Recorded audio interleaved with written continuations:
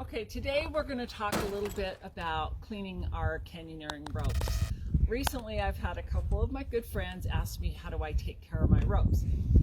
Yesterday we were out in the San Rafael Swell and we did a canyon, and the potholes and the waterways were really dirty, and so my rope came home filthy dirty. So today's a great day to wash it.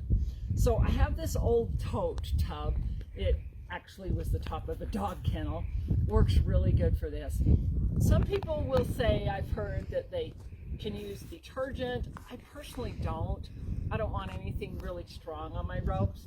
So this is what I do. I fill it full of water, I let it sit here for a minute, and I just be the human washing machine, and I do it 3 or 4 times like this, and then I just dump it out.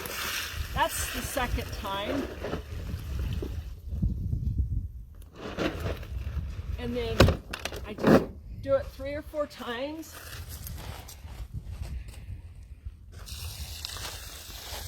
Until I feel like it's really good and clean. Then I hang it on my fence and let it dry for 24 hours and stuff it back in my bag.